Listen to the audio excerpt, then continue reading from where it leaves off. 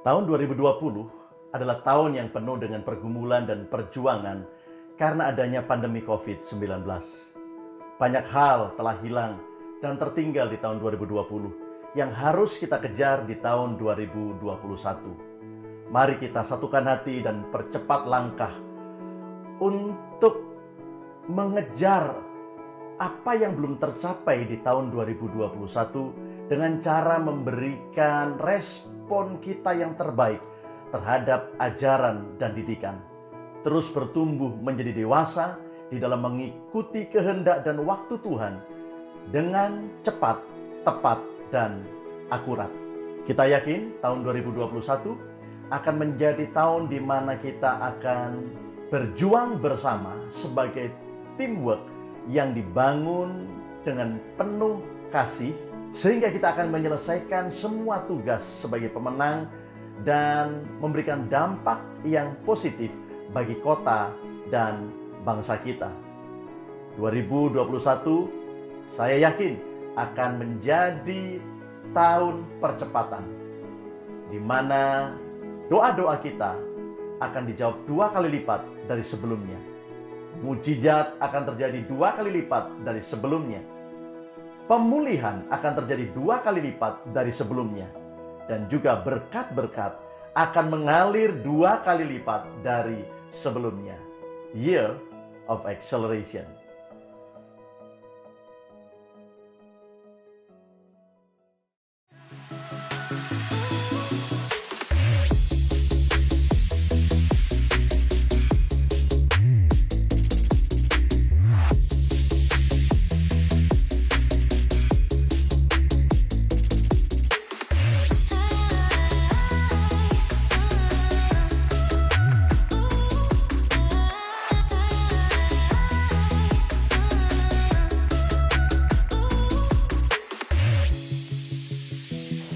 Shalom Bapak Ibu Saudara dimanapun Anda berada.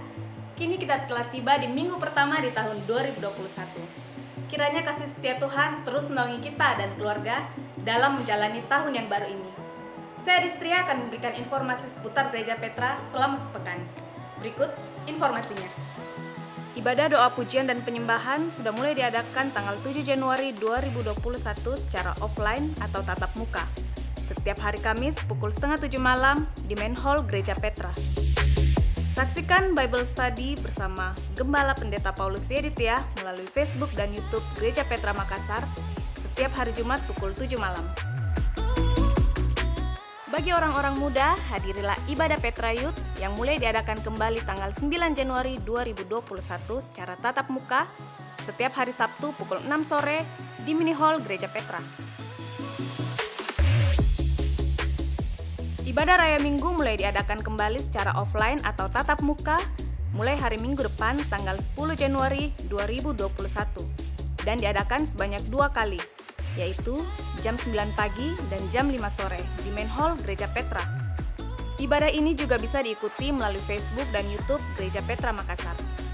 Bagi para remaja, Ibadah Petra Teen sudah diadakan kembali secara offline atau tatap muka dalam bentuk klik. Mulai tanggal 10 Januari 2021 setiap hari Minggu pukul 9.30 pagi dan pukul 17.30 atau setengah 6 sore di Mini Hall Gereja Petra. Untuk setiap ibadah tatap muka di gedung gereja, seluruh jemaat yang hadir untuk tetap mengikuti protokol kesehatan dengan menjalankan 3M, yaitu memakai masker, mencuci tangan, dan menjaga jarak. Bagi Bapak Ibu yang rindu untuk memberi persembahan, perpuluhan, atau korban syukur akhir tahun, bisa memberikan melalui rekening BCA dengan nomor rekening 025 0527 012 atas nama Paulus Yeditya, atau ke nomor rekening 025 5489 777 atas nama GPT Petra. Akan diberkati dalam pernikahan kudus Stephen Suliamto Tanujaya dan Julieta Pangki pada hari Rabu tanggal 6 Januari 2021. Tahun 2021 mungkin tidak lebih mudah, tetapi percayalah, Allah itu setia. Ia akan turut bekerja dalam segala hal untuk mendatangkan kebaikan bagi setiap kita yang mengasihinya. Demikian Petra News untuk minggu ini. Saya Distria undur diri. Tuhan Yesus memberkati.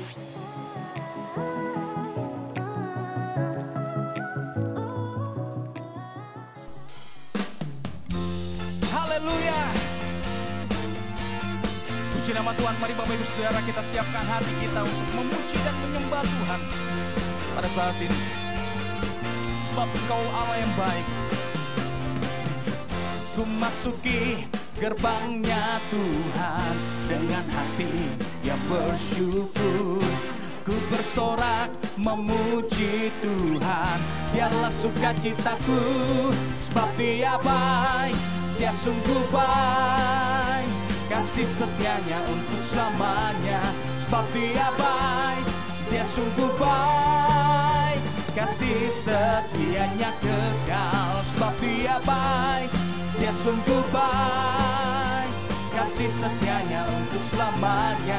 Sebab Dia baik, Dia sungguh baik, kasih setianya kekal selamanya. Mari berikan tepuk tangan Bapak Ibu Saudara. Ku nyanyikan pujian bagi Dia dengan hati yang bersyukur. Ku rasakan kebaikan-Nya Di sepanjang hidupku.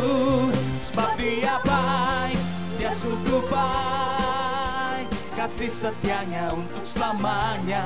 Sebab Dia baik, Dia sungguh baik, kasih setianya kekal. Sebab Dia baik, Dia sungguh baik, kasih setianya untuk selamanya.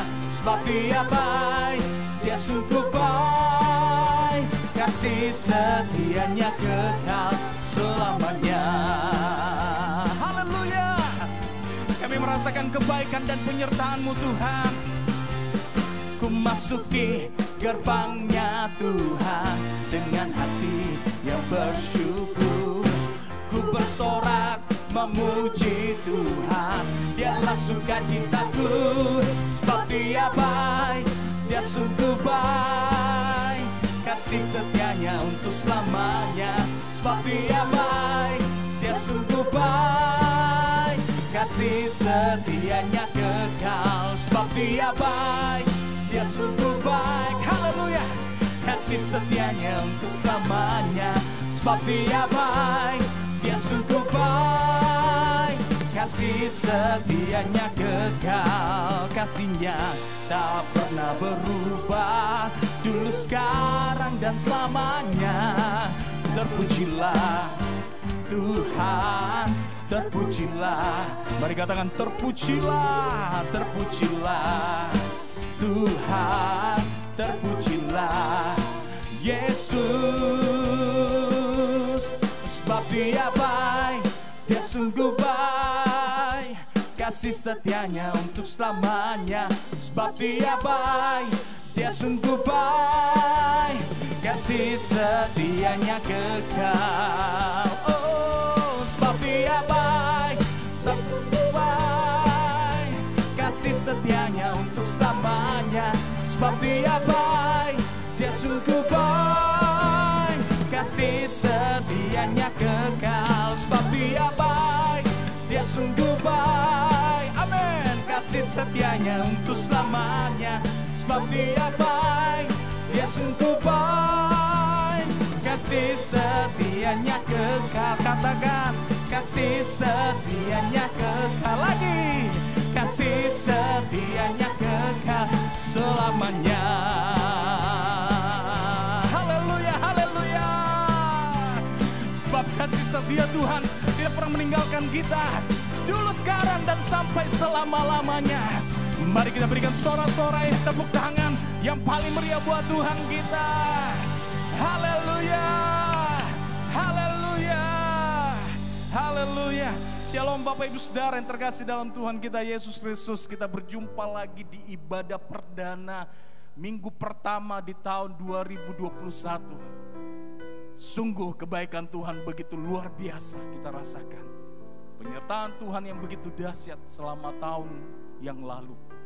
Dan percayalah, kebaikan Tuhan akan menyertai kita memasuki dan menjalani tahun ini.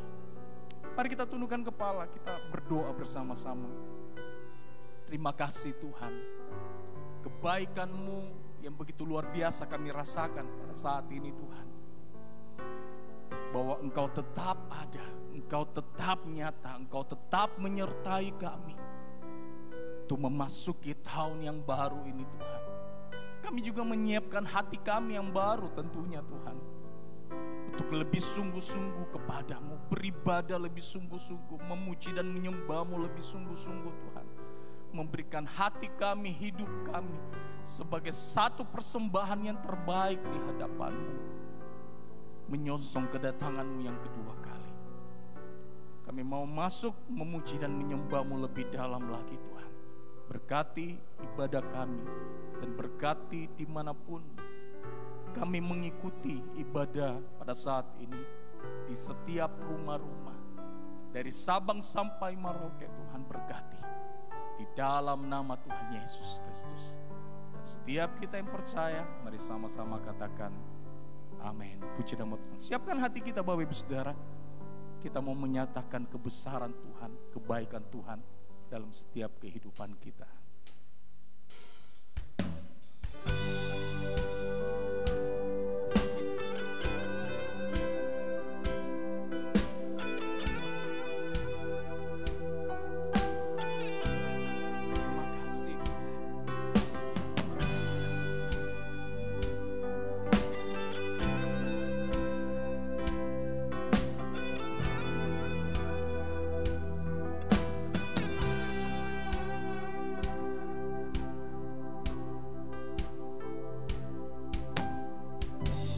Banyak yang kau perbuat di dalam hidupku, rancangan indahmu terjadi di hidupku. Bapa yang mengerti segala yang ku perlu, kasih-Mu sempurna nyata dalam hidupku. Ku bersyukur Bapa. Mari katakan ku bersyukur. Ku bersyukur Tuhan, Kau menyertai kami di dalam hidupku. Ku bersyukur, ku bersyukur, ku bersyukur Bapa. Ku bersyukur Tuhan buat kasih setia-Mu di dalam hidupku. Ku bersyukur Tuhan.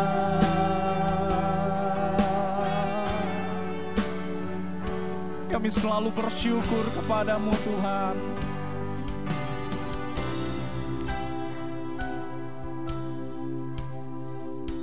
Terima kasih Tuhan. Banyak yang Kau perbuat di dalam hidupku, rancangan indahmu terjadi di hidupku. Bapa yang mengerti segala yang ku perlu, kasih-Mu sempurna, nyata dalam hidupku. Ku bersyukur Bapa, ku bersyukur Tuhan, buat kasih setiamu di dalam hidupku. Ku bersyukur, ku bersyukur.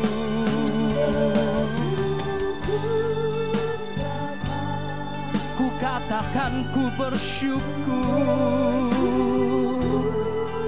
Tuhan, buat kasih setiamu di dalam hidupku. Ku bersyukur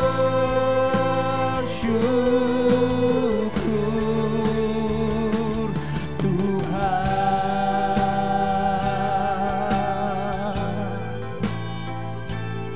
Terima kasih Tuhan, sekalipun Engkau belum menjawab setiap doa kami di tahun yang lalu, pada saat kami memasuki tahun yang baru ini Tuhan, kami yakin dan percaya, sekalipun tetap Engkau belum menjawab setiap pergumulan doa kami tetap bersyukur kepadamu Tuhan. Sebab Engkau Bapa yang baik, Engkau Bapa yang tidak pernah meninggalkan setiap kami. Dan kami percaya Tuhan, dan kami katakan ini, tak ada lembah kelam yang tak ku lewati tanpa hadir-Mu. Ku katakan hatiku takkan gentar, sebab ku tahu tangan-Mu yang menopangku. Tak ada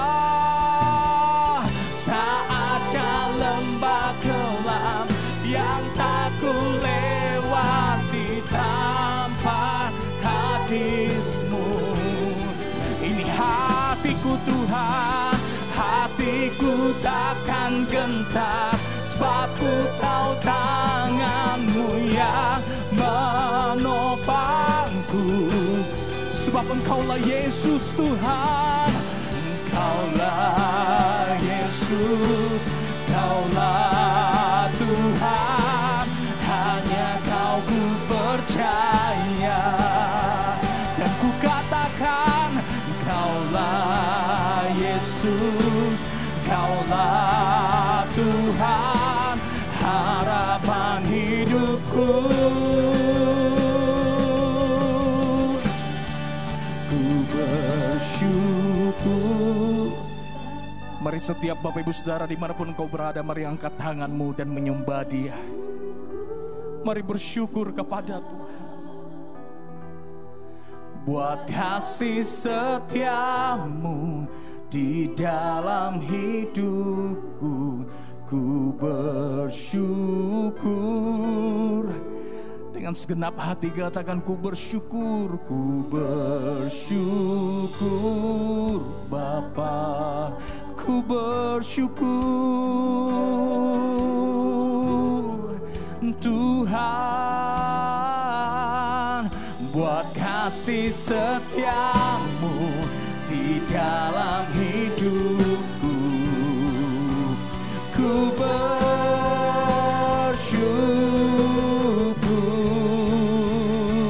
Tuhan, ku bersyukur Bapa, ku bersyukur Tuhan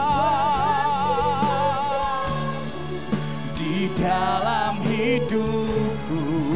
Ku bersyukur, kami bersyukur Tuhan. Bapa, ku panggil namamu Bapa.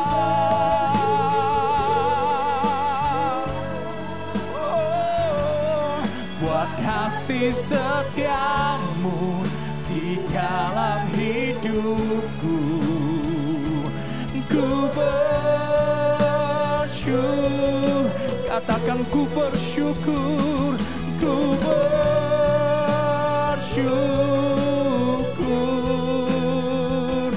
ku bersyukur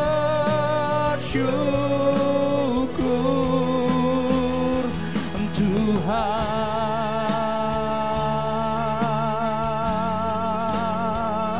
Oh, ku bersyukur padamu Tuhan. Ku memujimu, ku menyembahmu. Oh, ini hati kami Tuhan, ini hidup kami Tuhan.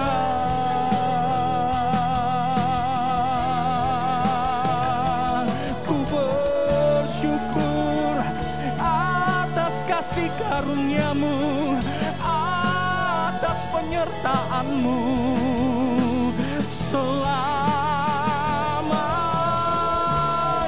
Tuhan.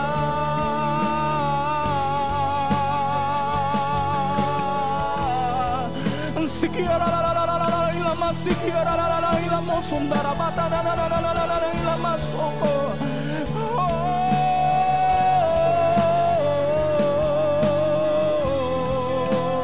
Kebaikan-Mu, penyertaan-Mu Tuhan. Haleluya, haleluya. Kami tetap menyembah-Mu Tuhan, kami tetap memuji-Mu Tuhan. Oh,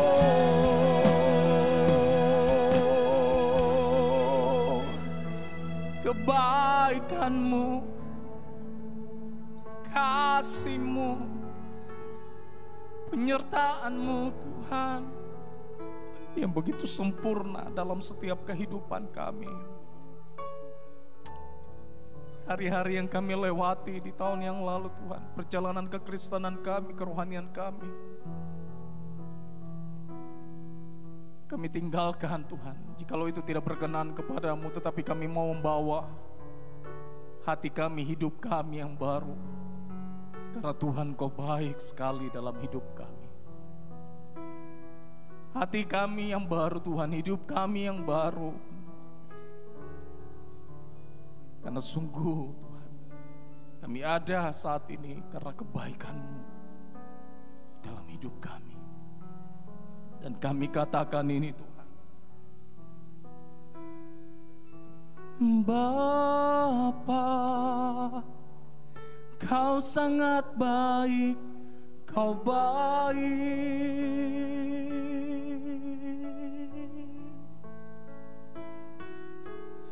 Bapa, Kau sangat baik, Kau baik.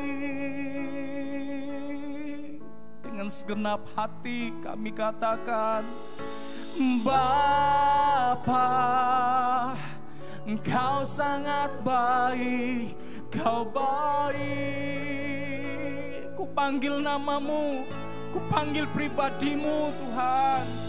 Bapa, Kau sangat baik, Kau baik.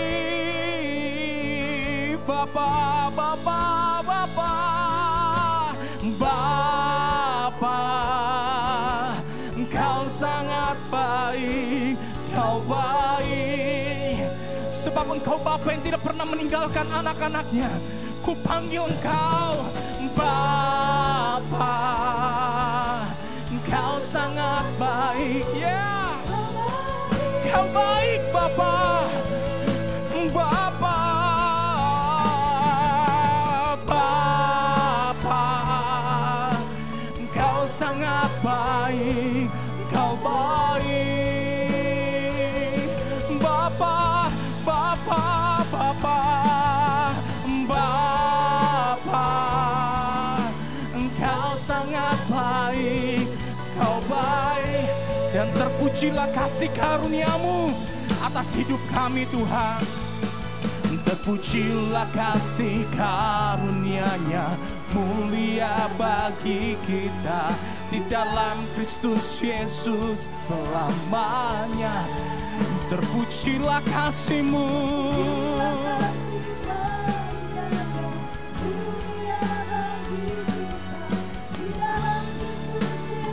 Selamanya, bukan kebaikanku, bukan perbuatanku, tapi kasih karunia-Mu yang selamatkan aku. Bukan kebenaranku, bukan kekuatanku, tapi kasih karunia-Mu di dalam hidupku. Bukan kebaikanku, bukan perbuatanku, tapi kasih karunia-Mu yang selamatkan aku. Bukan kebenaranku, bukan kekuatanku, tapi kasih karunia-Mu di dalam hidupku. Bukan kebaikanku, bukan perbuatanku Tuhan.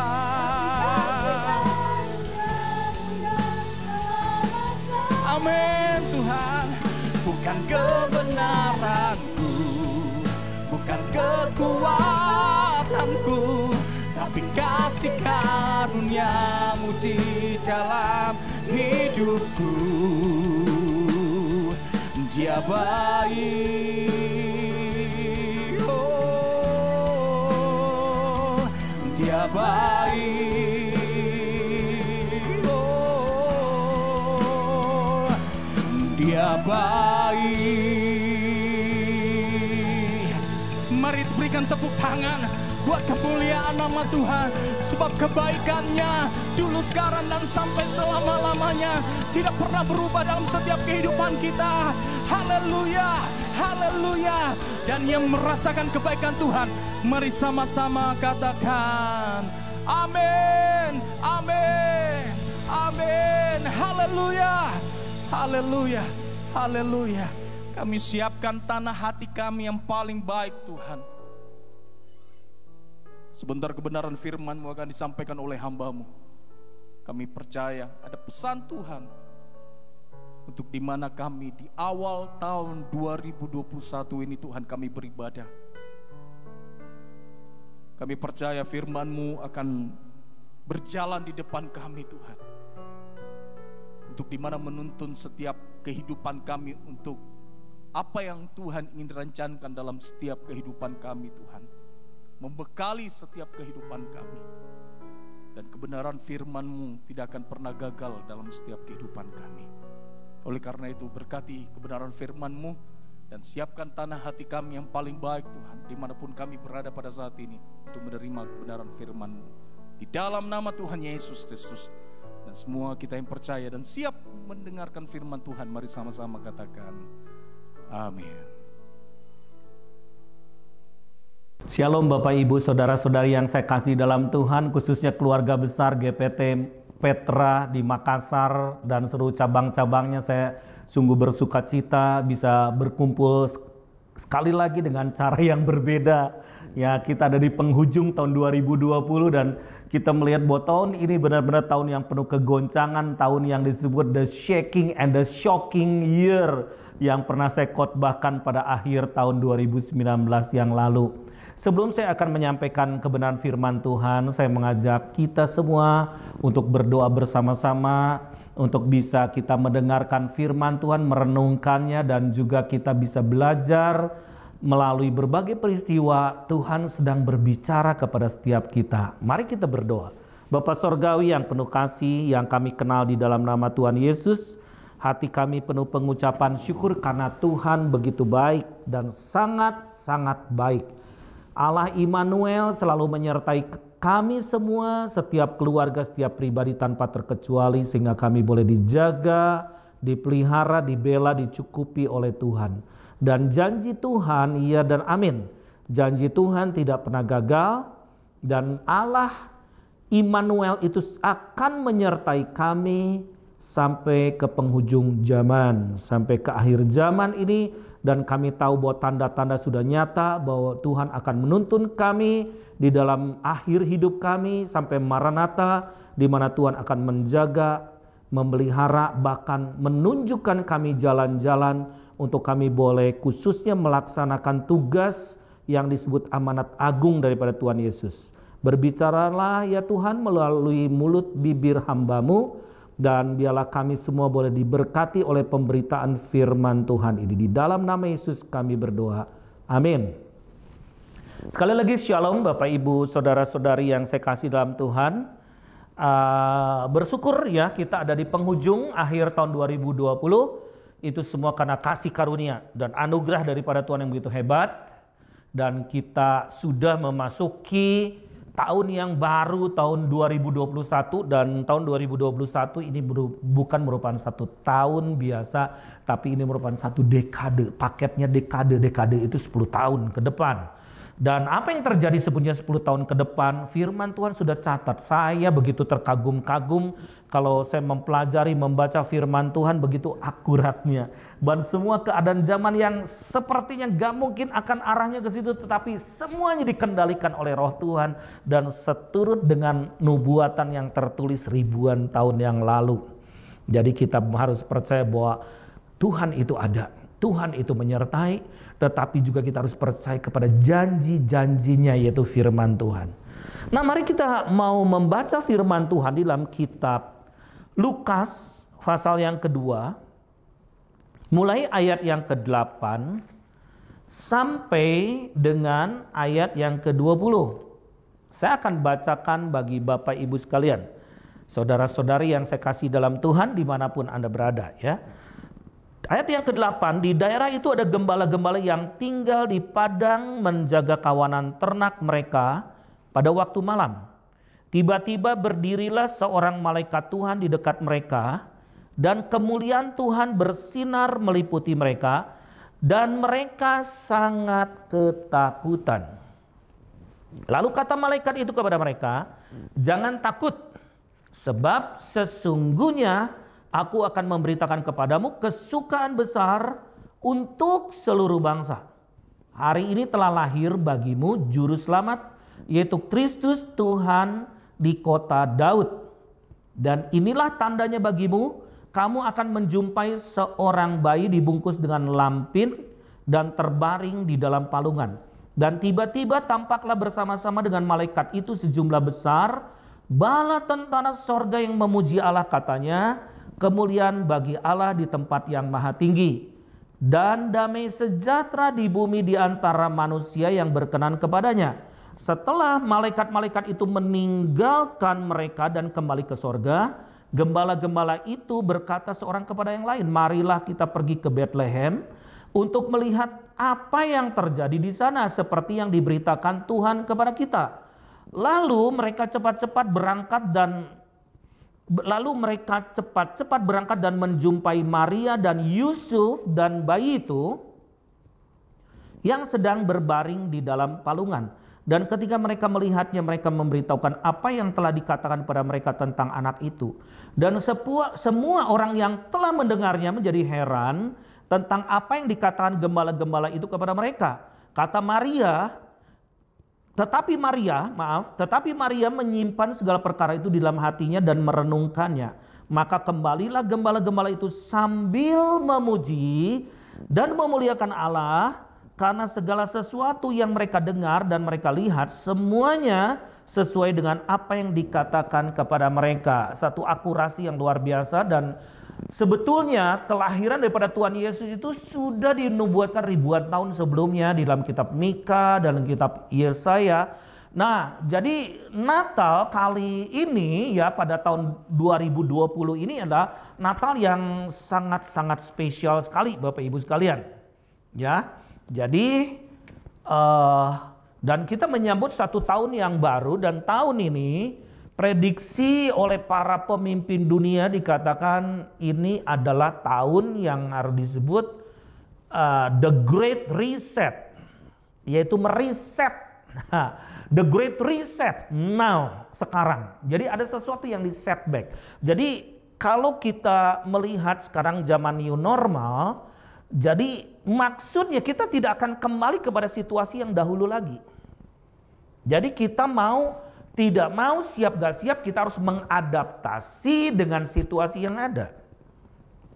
Jadi ada satu istilah bagaimana analisa dunia dengan keadaan pandemi COVID-19 ini, maka semuanya dipercepat, proses semuanya dipercepat, termasuk teknologi khususnya dan sosial media dan juga Internet of Things ya. Semua yang berbau internet, dunia maya itu akan dipercepat dan mereka mengatakan tomorrow, besok itu is today, adalah hari ini.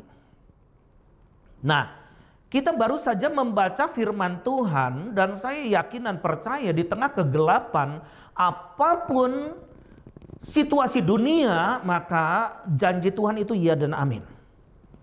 Pada waktu itu ketika berita Yesus lahir di Bethlehem, disebut kota Daud, itu diberitakan di padang gembala. Sampai padang gembala merasa ketakutan sekali karena ini something yang nggak mungkin bisa terjadi dan sesuatu yang supranatural. Malah mungkin disebut mungkin ini apakah fata morgana atau halusinasi. Nah, Bapak Ibu sekalian, Tuhan kita adalah Tuhan yang maha bisa dan benar-benar tidak ada yang mustahil bagi Dia. Teknologi ke depan memakai teknologi namanya hologram. Bisa memunculkan figur orang, bahkan pendeta atau bapak gembala bisa hadir di kamar Anda juga, bisa berkhotbah kepada Anda. Dan itu fata morgana. Itu sesuatu fata morgana yang dilakukan oleh teknologi karena intelligence manusia menjadikan teknologi menjadi Internet of Things, segala sesuatu berbau internet, tetapi juga bisa menghadirkan figur dan bisa ngomong sesuatu, memberi nasihat sesuatu, sama seperti robotik. Zaman robot. Saya baru mendengar satu internet di mana seminar mengenai teknologi. Bagaimana dunia pada tahun 2050 yang akan datang. Sangat menarik Bapak Ibu sekalian. Itu bagaimana organ yang rusak seperti jantung, paru-paru atau kandungan, ya, ginjal, itu bisa direproduksi sendiri dengan nanoteknologi. Dan di mana sel DNA-nya diambil dan mereproduksi kembali menjadi organ yang baru. Wow, ini adalah yang disebut singularity, yaitu zaman keabadian, dikatakan keabadian. Padahal dunia tidak ada memberikan keabadian sama sekali, semua fana dan seluruh unsur dunia itu akan menuju kepada kebinasan, menuju pada kesudahannya. Dan mereka katakan apa tahun 2050? Nanti ada koloni yang disebut koloni robot. Dan robot ini akan semakin hari semakin cerdas, semakin hari akan semakin pintar, dan koloni ini akan berbalik bertanya, apakah kita membutuhkan manusia atau tidak? Wow, jadi dunia terbalik. Bukannya kita butuh robot atau enggak, tapi robot akan mengatakan kita butuh manusia atau enggak pada zaman sekarang. Karena robot lebih smart, lebih helpful. Tidak pernah demo kalau disuruh apapun. Tidak pernah keluh kesah, tetapi mereka akan taat dan patuh kepada sistem yang dikondisikan sebelumnya, dipreprogramkan untuk melakukan sesuatu. Nah, Bapak Ibu sekalian, kembali kepada firman Tuhan. Waktu itu kenapa Yesus lahir di padang gembala? Dan pada kelahirannya itu sebetulnya ketika waktu itu sekumpulan para gembala berkumpul melihat malaikat yang terang dan memberitakan berita, itu mereka sangat ketakutan sekali. Tentunya ketakutan ini beralasan karena manusia punya sifat namanya takut. Itu naluri manusia, ada apa juga takut. Apalagi sekarang pandemi COVID-19 membuat ketakutan setiap orang, setiap usia, setiap gender, background. Takut sekali. Seluruh dunia sedang dicekam oleh rasa ketakutan yang hebat. Tetapi berita ini disampaikan, berita sukacita, di mana ada satu kesukaan besar untuk seluruh bangsa, bahwa hari ini telah lahir bagimu juru selamat, yaitu Kristus Tuhan di kota Daud. Pertanyaannya, do you believe? Apakah percaya bahwa ada Raja Damai sudah datang? Di mana di dalam Yesaya 9 ayat yang kelima, firman Tuhan berkata begini, sebab seorang anak telah lahir untuk kita, seorang putra telah diberikan untuk kita, lambang pemerintahan ada di atas bahunya, dan namanya disebutkan orang penasihat ajaib, Allah yang perkasa, Bapa yang kekal, Raja Damai. The Prince of Peace, itu bahasa aslinya Sar Shalom, Raja Damai. Jadi mereka hanya taat, tulus, and believe, dan percaya kepada perkataan yang datang dari sorga. Karena keadaan waktu itu bangsa Yahudi sedang dicekam ketakutan dalam penjajahan Romawi, sehingga bangsa itu sedang dalam fase ditekan, apa-apa diintimidasi, dan juga terjadi penghukuman, dan itu penghukumannya itu enggak hal yang kecil-kecil, tetapi penghukuman yang sadis luar biasa, dan itu terjadi kepada Yesus sendiri ketika disalib, digantung di atas kayu salib. Dan itu adalah suatu hukuman yang paling mengerikan sekali, hukuman yang paling sadis, dibuat supaya matinya pelan-pelan. Bahkan ketika dia mau mati, dia diberikan, dicucuki asam cuka yang asam itu, supaya itu maksudnya namanya obat untuk menahan sakit, painkiller, dan Yesus menolaknya. Nah, kenapa waktu itu berita disampaikan di padang gembala?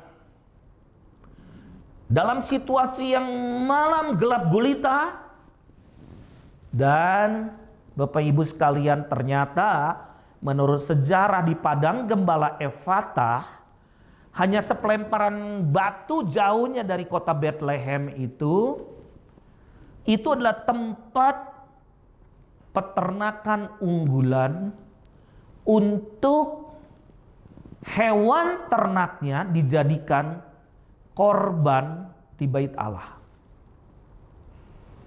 Jadi bukan kebetulan berita mengenai Yesus yang disebut anak manusia atau anak domba Allah itu dilahirkan di padang Efata, di kumpulan para gembala yang sedang berternak hewan-hewan dan khususnya domba-domba unggulan untuk korban sembelihan. Jadi apa sih korelasinya antara Natal dengan korban ini? Dan itu tidak bisa dipisah-pisahkan. Yesus lahir, dan setelah itu Yesus hidup sebagai manusia, dan dia mati untuk menebus setiap salah dan dosa kita. Karena restitusi itu harus dilakukan, bahwa upah dosa itulah maut. Maka hanya satu jalan untuk menebus dosa itu, dengan penumpahan darah. Dengan penumpahan darah. Dan sampai sekarang orang Yahudi melakukannya. Dosa mulut, dosa perbuatan, dosa penglihatan, dosa apapun harus ada korban. Nah, Bapak Ibu sekalian, Yesus menjadi korban bagi kita semua, menjadi korban pendamaian supaya kita yang terkutuk dan kita mati dan mengalami maut selama-lamanya, tetapi Yesus datang membawa kabar sukacita bahwa Redeemer, sang penebus itu sudah datang. Raja Damai itu untuk menebus setiap salah dosa kita, supaya ketika kita hidup bagi dia, kita mati pun bagi dia, dan kita hidup menerima damai sejahtera. Ketika kita mati pun, kita mati bersama Dia, menerima kesejatian bersama dengan Yesus, yaitu hidup kekal selama-lamanya. Nah, pertanyaannya, apakah damai itu?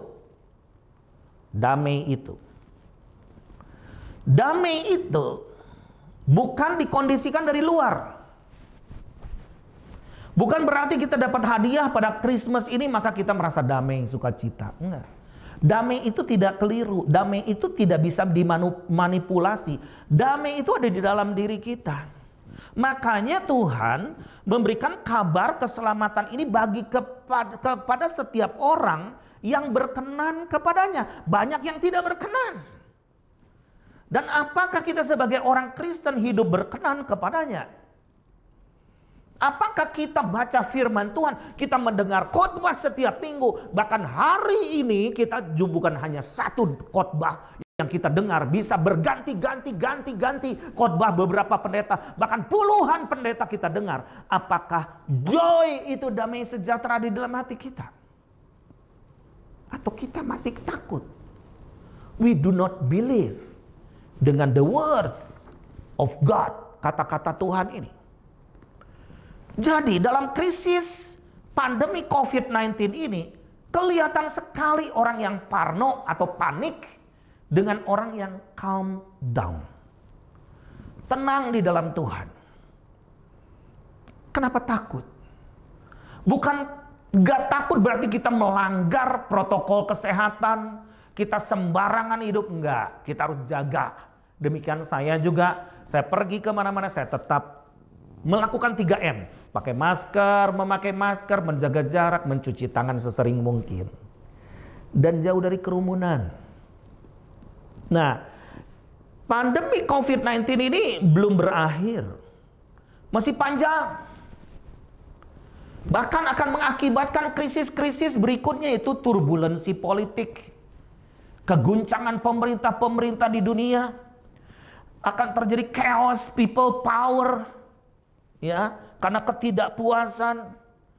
Juga banyak orang yang karena situasi seperti ini menekan, karena di lockdown maka mereka menjadi spiritual distancing, bukan physical distancing tapi spiritual. Mereka jadi tawar hati, frustasi, menyalahkan orang lain, blamer, menyalahkan orang lain, bahkan juga mereka menjadi haters, menjadi pembenci. Bahkan sesuai firman Tuhan, banyak orang di akhir zaman mereka saling membenci dan saling menyerahkan. Saling itu di antara kita, bukan orang lain. Nah, bukankah firman Tuhan di dalam Roma 6 ayat 23 bahwa upah dosa itulah maut? No other way, kecuali bahwa orang yang berkenan kepadanya menerima Dia, Yesus, sebagai Tuhan dan Juru Selamat.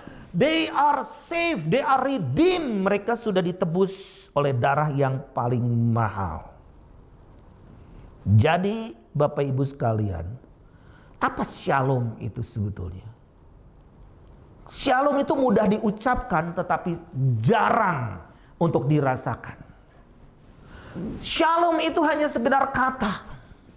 Shalom itu bahasa Inggrisnya peace.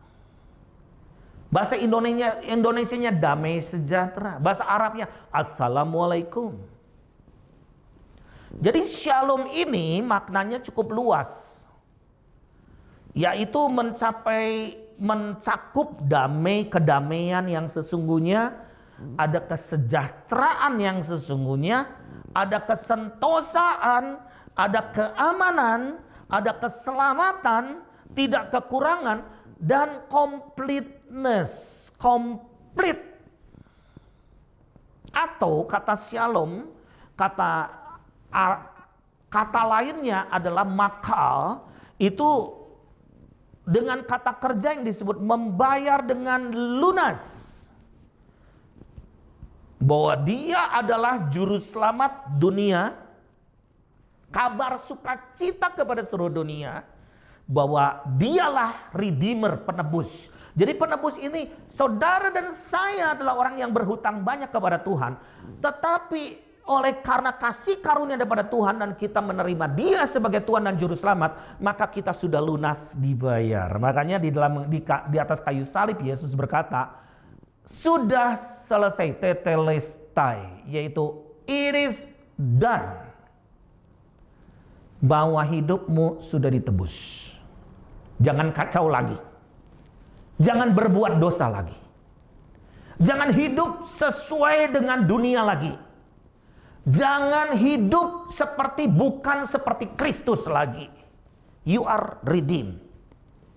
Nah, Bapak Ibu sekalian, jadi sebetulnya kita ini punya pengharapan yang luar biasa. Di dunia ini akan terjadi kegoncangan. Bahkan setelah ini saya ditanya oleh banyak teman-teman, kapan COVID ini akan berakhir? Masih lama. Emang dalam 3 bulan setelah vaksin ini datang langsung dan semuanya beres? Belum tentu. Akan terjadi kegoncangan-kegoncangan karena firman Tuhan berkata, aku akan goncangkan langit, bumi, darat, laut. Aku goncangkan kerajaan demi kerajaan supaya nyata yang tidak tergoncangkan. Dan saya katakan yang tidak tergoncangkan hanyalah firman Tuhan. Dan orang yang berlindung kepada Tuhan dan terus berdiri di atas janji-janji Tuhan tidak akan tergoncangkan.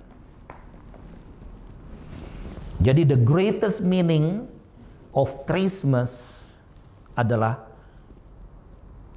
Allah yang Maha Akbar lahir di hati saudara. Apakah ada Yesus di hati kita? Meskipun Bethlehem kota kecil, bayi Yesus lahir di kandang yang hina. Tetapi ada peace, damai sejahtera. Mungkin hidup kita saat ini mengalami masalah, persoalan, masa depan yang suram. Atau Anda mungkin sedang sakit pada saat ini, atau mungkin sedang terpapar COVID. Bapak Ibu sekalian, percaya nggak? Dia juru selamat, Dia penyembuh kita.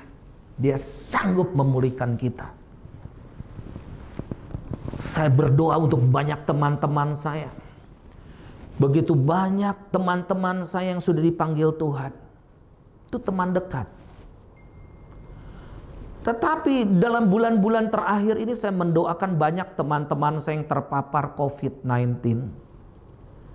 Saya setiap pagi saya sempatkan diri untuk teks mereka, WhatsApp mereka, atau video call. Meskipun mereka di ICU, mereka pakai ventilator, saya katakan jangan males buka video call saya, terima telepon saya, karena ada seperti spirit yang mengejar itu, the shadow of death. Dan saya berdoa bagi mereka tetap mengucap syukur dalam segala perkara kepada Tuhan. Rejoice and celebrate the goodness of God, kata saya. Dan kalau memang Tuhan mau sembuhkan, Tuhan akan sembuhkan engkau dengan sesegera mungkin. Saya ada 2 hamba Tuhan yang berapa hari yang lalu mereka masih di ventilator. Saya doakan, suara mereka masih belum jelas. Saya katakan, do you believe? This Christmas tanggal 25 Desember 2020, you will be at home. Kau akan ada di rumahmu, merayakan Natal bersama dengan keluarga. Oh, mereka, iya, amin, antara percaya dan tidak. Tetapi saya kaget benar-benar ketika malam Natal tanggal 24 Desember yang lalu, apa yang terjadi? Mereka katakan kami sudah di rumah dan kami sedang mempersiapkan khotbah tanggal 25 Desember. Oh my God, kata saya ini impossible. Dan mereka katakan, seorang hamba Tuhan dari Manado, dia katakan, Pak Daniel, ketika berapa hari yang lalu paru-paru saya tuh putih, masih putih, tetapi saya paksakan, saya swab lagi, dan akhirnya dengan swab kilat negatif, kedua kali negatif. Dan saya sekarang seperti mendapat paru-paru yang baru dari Tuhan. Wow, percaya nggak kalau teknologi bisa mereproduksi semua organ-organ yang rusak? Apalagi Tuhan kita yang bisa membangkitkan orang mati sekalipun, Dia sanggup untuk memperbaiki yang rusak menjadi baik kembali. menjadi original kembali karena Dia pencipta yang sesungguhnya. Jadi kita harus ngerti bahwa kita ini orang yang sudah ditebus. Bahkan di dalam firman Tuhan Paulus katakan begini, kalau aku hidup, hidup untuk Kristus, kalau mati adalah mati bagi Kristus. Yang kedua, apa yang terjadi pada saat ini, hari-hari ini sebetulnya ini merupakan the sign of the age. Apa itu? Tanda-tanda dari zaman. Jadi maksudnya bagaimana Pak Pendeta? Dan bagaimana juga kalau misalkan banyak saudara-saudara kami, anggota keluarga kami yang sudah dipanggil oleh Tuhan, yang sudah dipanggil nggak usah diurusin. Mereka sudah finish. Well done. Yang di dalam Tuhan, mati di dalam Tuhan, well done. Apalagi bekerja di dalam, rajin di dalam Tuhan, maka mereka sedang menunggu mahkota dari Tuhan. Yang penting kita pikirin sekarang yang hidup, bukan yang sudah nggak ada. Nah, jadi kita ada di satu zaman yang disebut zaman baru atau disebut New Age. Dan di dalam kitab Matius 24 ayat yang ke-8, sesungguhnya Yesus sudah berbicara mengenai New Age ini sejak dari awalnya. Dan kalau Bapak Ibu sekalian baca mulai dari ayat 3, itu semua sedang terjadi dan sudah terjadi. Akan ada kelaparan, gempa bumi, penyakit sampar dan sebagainya. Akan terjadi peperangan, bangsa bangkit melawan bangsa. Tetapi di dalam ayat yang ke-8 dikatakan akan tetapi semuanya barulah permulaan penderitaan. The beginning menjelang zaman baru. Zaman baru itu New Age disebutnya. Nah, apa yang sebetulnya ini adalah garis di mana kita ada saat ini. Dan kalau kita baca ayat-ayat berikutnya, hati-hati dengan begitu haters yang membenci orang Kristen, bukan karena kita dibenci, karena ada Kristus di dalam diri kita. Itu yang dikejar. Tetapi juga banyak orang akan murtad dan mereka akan saling menyerahkan dan saling membenci. Maksudnya apa? Oh, bisa orang dekat kita juga saling menyerahkan hanya untuk keuntungan mereka sendiri. Atau bahasa kasarnya, bahasa kerasnya, pengkhianat-pengkhianat. Karena tidak ada loyal. Di dalam dirinya tidak ada kesetiaan. Bisa menjual dirinya sendiri untuk something supaya dia mendapat upah. Sama seperti Yudas. Tetapi juga di dalam ayat yang ke-11, be careful, banyak nabi palsu akan muncul dan menyesatkan banyak orang.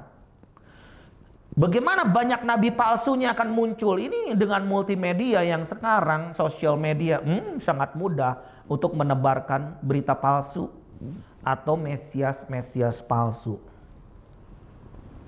Tetapi orang yang bertahan sampai pada kesudahannya akan selamat, ayat 13. Dan ayat ke-14, dan Injil kerajaan ini akan diberitakan di seluruh dunia menjadi kesaksian bagi semua bangsa. Sesudah itu barulah tiba kesudahannya.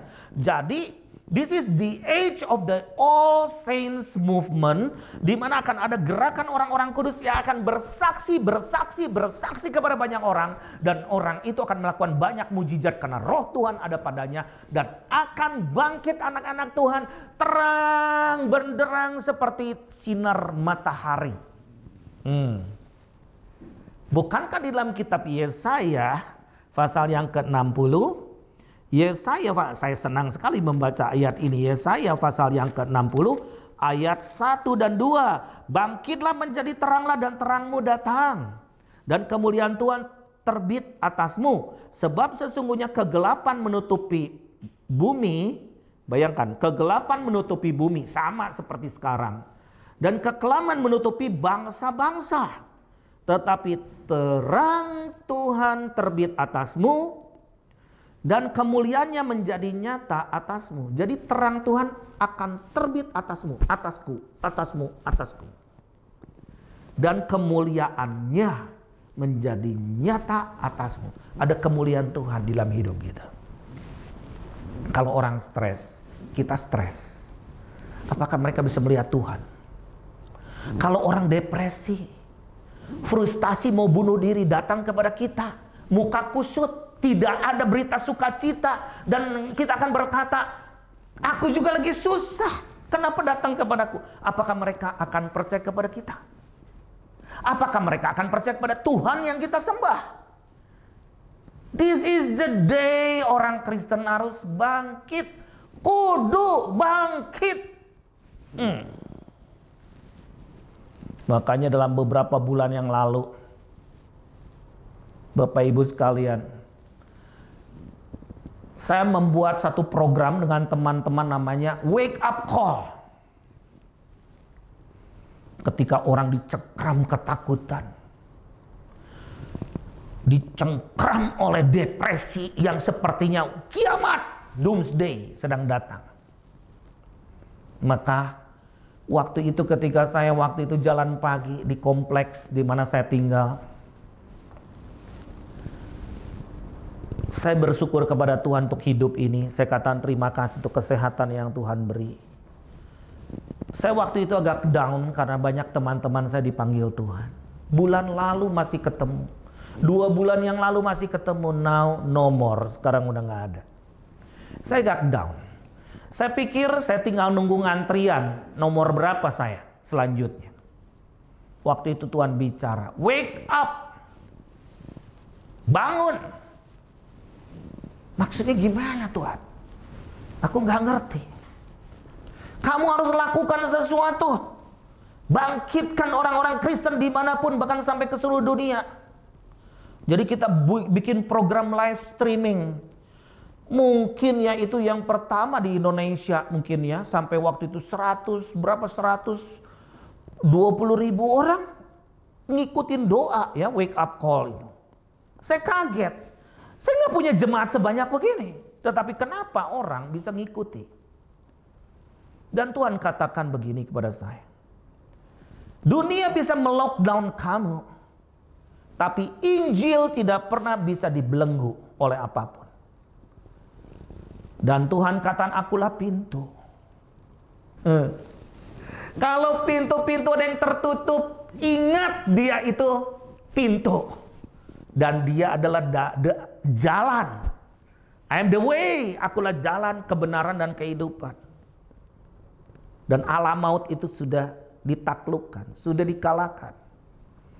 Jadi kami membuat wake up call pertama. Tapi tantangannya hebat, luar biasa. Jam 7 malam dimulai, jam 6 sore. Sesuatu terjadi atas hidup saya mental saya goncang. Dan istri saya gak tahu waktu itu dia menjerit-jerit histeris. Saya pikir kenapa ini udah mestinya prepare. Segala sesuatu udah prepare. Itu seperti ada satu roh yang menakutkan sekali. Dia katakan seperti gorila besar sekali. Dan itu roh maut yang sedang mengejar banyak orang, termasuk juga hamba-hamba Tuhan. Dan kami waktu itu berperang. Kurang lebih 30 menit sebelum live stream kami berperang. Dalam nama Yesus aku ikat segala roh-roh jahat. Itu mereka ingin supaya saya nggak lakukan hal ini. Supaya saya terbelenggu, dirantai, dibelenggu. Mulut kita ini kan semua pakai masker nih sekarang. Maksudnya untuk apa? Masker supaya kita diam, dibungkam. Tetapi Bapak Ibu sekalian, Injil itu tidak pernah bisa dibungkam. Dan program trumpet call itu hanya 5 menit sebelum jam 7. Kami rasanya lelah sekali. Itu kuasa setan tuh lari dari kehidupan kami itu waktu itu yang mengejar kami. Dan saya waktu itu amazed melihat, wow, ini gerakan doa yang hebat luar biasa. Dan terus bahkan bukan hanya seluruh Indonesia setelah itu bikin trumpet call dari Amerika, Australia, Timur Tengah, semua bisa join dengan kami semua. Bahkan trumpet call Amerika terakhir kita buat berdoa, untuk Amerika. Nah, jadi Bapak Ibu sekalian, ini sign of the age. We have to be very very careful dalam memasuki masa-masa ini. Karena begini, di dalam 2 Petrus 3 ayat 9 sampai ayat 13, firman Tuhan berkata begini, Tuhan tidak lalai menepati janjinya, sekalipun ada orang yang menganggapnya sebagai kelalaian, tetapi ia sabar terhadap kamu, karena ia menghendaki supaya jangan ada yang binasa, melainkan supaya semua orang berbalik dan bertobat. Jadi this is the day of repentance. Berbalik dari jalan yang jahat. Kalau kita nggak merasa tidak bersalah, bagaimana kita bisa bertobat? Bagaimana kita bisa bertobat kalau kita merasa seorang diri paling benar dan kita mengaku kita orang paling kudus, kita ada di puncak? Justru itu titik kejatuhan kita. Kita nih harus align dengan surga terus, dan kita merasa, Tuhan, we need your grace, we need your love. Kami butuh kasih-Mu, kami butuh anugerah-Mu. Ayat yang ke-10, 2 Petrus 3 ayat 10, tetapi hari Tuhan akan tiba seperti pencuri. Pada hari itu langit akan lenyap dan gemuruh yang dahsyat, dan unsur-unsur dunia akan hangus dalam nyala api, dan bumi dan segala yang ada di atasnya akan hilang lenyap. Jadi jika segala sesuatu ini akan hancur secara demikian, betapa suci dan salehnya kamu harus hidup, yaitu kamu yang menantikan dan mempercepat kedatangan hari Allah. Pada hari itu langit akan binasa dalam api dan unsur-unsur dunia akan hancur karena nyalanya. Tetapi sesuai dengan janjinya, kita menantikan langit yang baru dan bumi yang baru, di mana terdapat kebenaran. Di mana terdapat kebenaran. Dan yang ketiga, apa maksudnya hari-hari ini? Tuhan ingin menunjukkan apa? This is the day of judgment. Ini hari penghakiman. Kita akan melihat orang-orang, khususnya pengikut Kristus itu, nanti akan kelihatan siapa gandum, siapa ilalang. Akan bertumbuh bersama-sama. Bedanya nanti di mana? Gandum itu akan ada berbuah merunduk. Ilalang ini terus begini, tegak.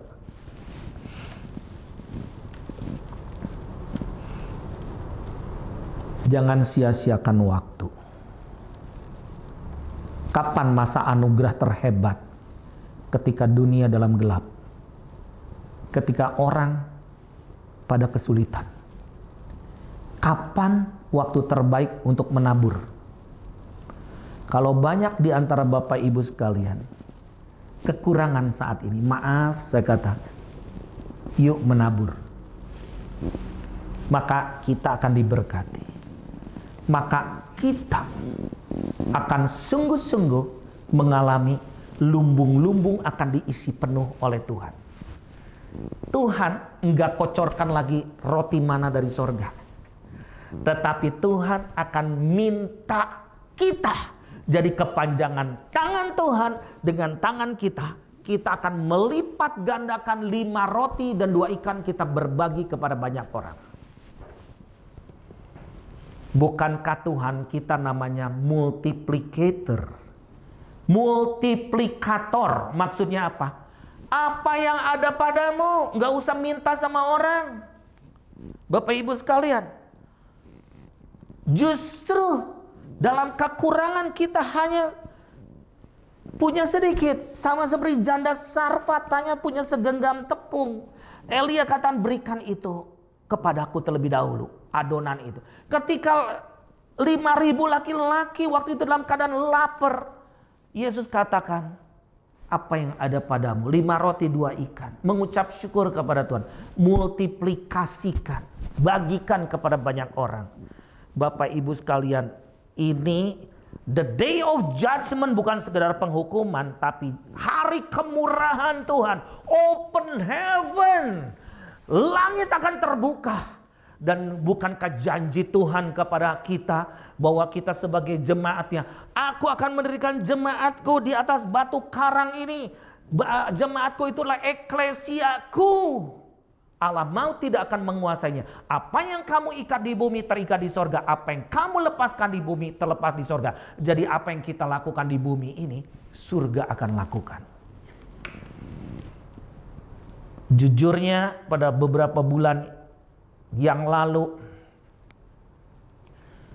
kami dalam pelayanan mengalami income yang zero. Drastis. Karena semua orang juga sedang memperhatikan dirinya sendiri. Tetapi saya berbicara di hadapan Bapak Ibu sekalian. Saya bertindak dengan apa yang tidak saya lihat. Karena kalau saya lihat semuanya hopeless, tidak ada harapan. Tapi saya bertindak dengan apa yang saya percayai. Iman. Dasar dari segala sesuatu yang kita harapkan, bukti dari segala sesuatu yang tidak kita lihat. Dan bersyukur dalam beberapa bulan ini, sejak pandemi COVID, kita bagikan APD puluhan ribu, bahkan sampai ke Papua. Gak ada untuk ongkos, kita kerjasama dengan TNI, kerjasama dengan gubernur. Kami punya Hercules, kami punya pesawat terbang dipinjamkan oleh mereka. Dan kalau kami pergi ke pulau-pulau, kami diberikan fasilitas kapal. Bukan hanya satu, kapal perang, kapal patroli, kapal lainnya juga. Wow, kata saya, wow, amazed. Kita bagikan puluhan ribu sembako, puluhan ribu kepada orang-orang yang lapar nasi bungkus. Kita bagikan banyak logistik kebutuhan mereka. Why? Tuhan kita gak pernah krisis. Dunia boleh jatuh dalam kemiskinan, gonjang-ganjing, crash ekonomik. Tetapi kerajaan Allah tidak pernah bangkrut. Karena dia siap untuk melimpahkan berkatnya atas setiap kita. Di kerajaan sorga tidak ada virus, tidak ada penyakit, tidak ada kutuk, tidak ada kemiskinan, kelimpahan. Apakah saya cocok berbicara mengenai kelimpahan pada saat krisis? Bapak Ibu sekalian, kita bukan orang kemaruk. Saya hanya penyalur. Kalau ada orang salurkan berkat, saya salurkan semuanya. Dan saya tidak pernah hitung-hitungan kepada Tuhan. Karena saya punya prinsip. Ketika kami memberi, maka kami akan diberi. Sampai hari ini, saya tidak pernah kekurangan. Saya tidak pernah minta sama orang untuk kebutuhan saya. Karena He is my God. Yehovah Jireh. Allah yang mencukupi sebelum kebutuhan itu terjadi. Nah, apapun situasi dan kondisi Bapak Ibu sekalian pada saat ini, saya rindu untuk kita semua berdoa kepada Tuhan. Miliki iman. Iman itu tidak perlu kita lihat dulu. Just believe. Apapun kondisi Bapak Ibu, saudara-saudari, Anda dalam kekurangan, Anda terpapar sakit, mari kita berdoa kepada Tuhan. He is the healer. Dia adalah sang penyembuh. Dia adalah sang pemurah, dia redeemer, penebus dosa setiap umat manusia. Dialah Raja Damai. Kalau tidak ada kedamaian di dalam keluarga kita, minta dia lahir kembali di dalam keluarga kita. Karena Yesus datang di keluarga.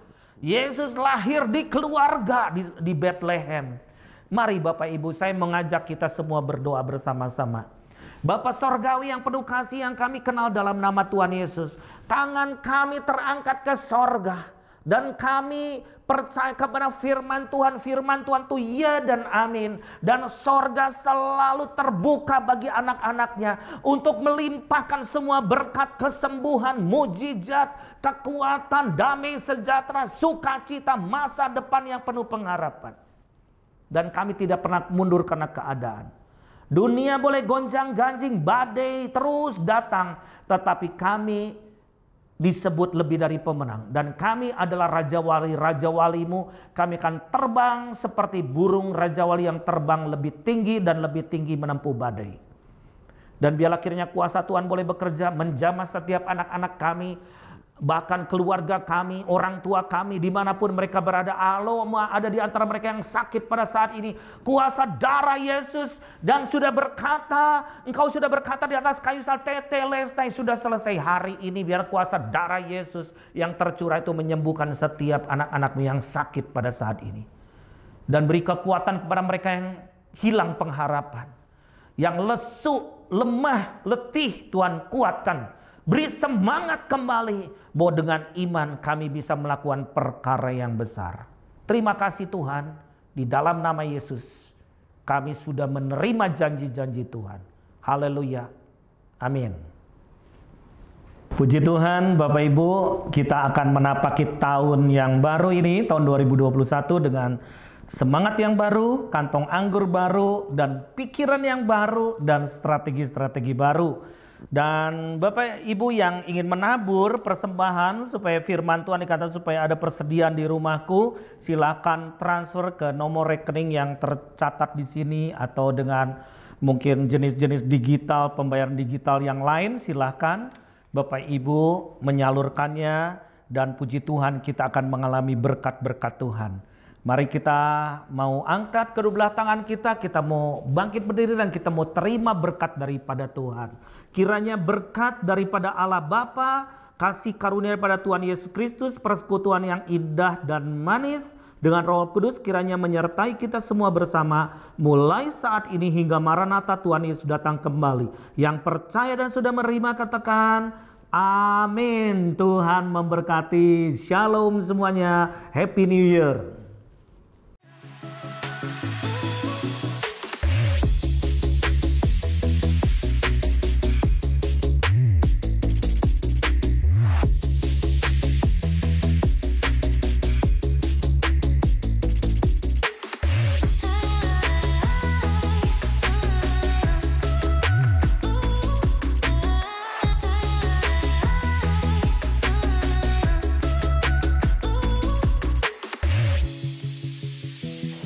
Shalom Bapak Ibu Saudara dimanapun Anda berada.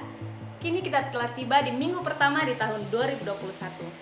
Kiranya kasih setia Tuhan terus menaungi kita dan keluarga dalam menjalani tahun yang baru ini.